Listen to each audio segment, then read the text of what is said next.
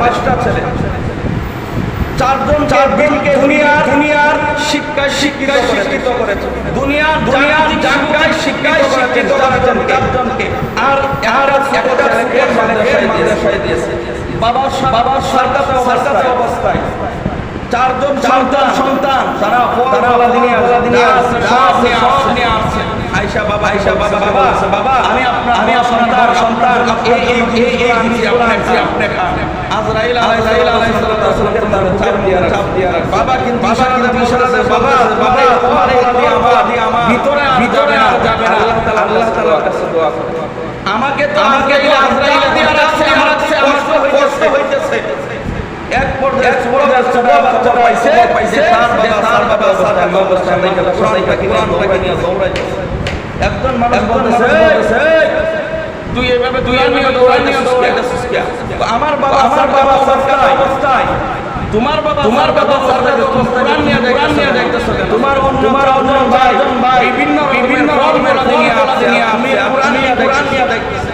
এই ছোট বাচ্চা ডাক দিয়া বলে, আমার জবান থেকে আমি শুনেছি আল্লাহর নবী সাল্লাল্লাহু আলাইহি ওয়াসাল্লাম বলেন, যদি মানুষ সরকারি থাকে এই ব্যক্তির কাছে কি আপনি সূরা ইয়াসিন তেলাওয়াত করেন, এই তেলাওয়াতের আল্লাহ রাব্বুল আলামিন কমায়া দেন সুবহানাল্লাহ। কোরআন এমন একটা জিনিস, যখন এই ছোট বাচ্চা দৌড়ায়া আমার কাছে আসার কিছু বলে নাই, আসার সাথে কোরআন তেলাওয়াত করে দিয়েছেন। বিসমিল্লাহির রহমানির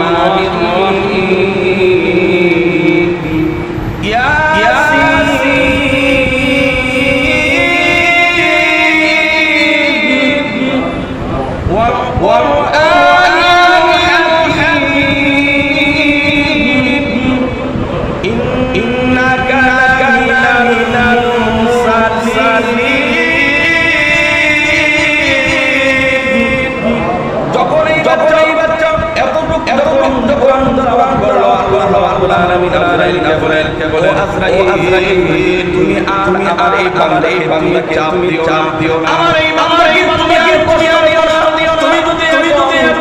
তুমি যদি কষ্ট দেয় তাহলে কোরআনের ইজ্জত থাকে না।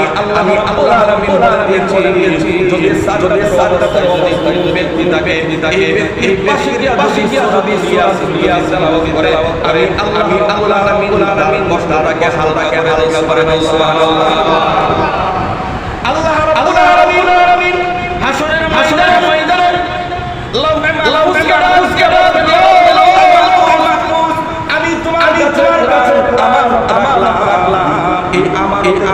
তুমি উদাই বলো লোকে আপনি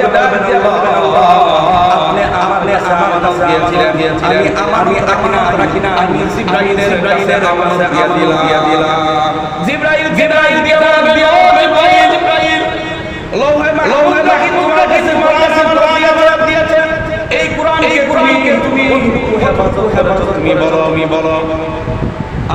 জিবরাইল আলাইহিস সালাম ডাকেন, আল্লাহ আমার কাছে লৌহে মাহফুজ দিয়েছিল, কিন্তু আমি রাখি নাই।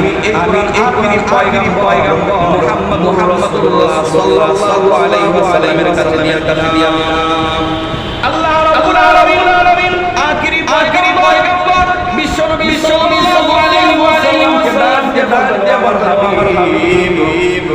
জিবরাইল আমানত রেখেছে, তুমি কোরআনের আমানত বলে দাও। আল্লাহর নবী তায়েফের ময়দানে আরাফার ময়দানে আমি সহ সাহাবায়ে কেরামদেরকে রেখে তাদের কাছে আমি এই কোরআনকে দিয়া দিলাম। আমি তাদের কাছে কোরআনকে আমানত দিয়ে দিলাম।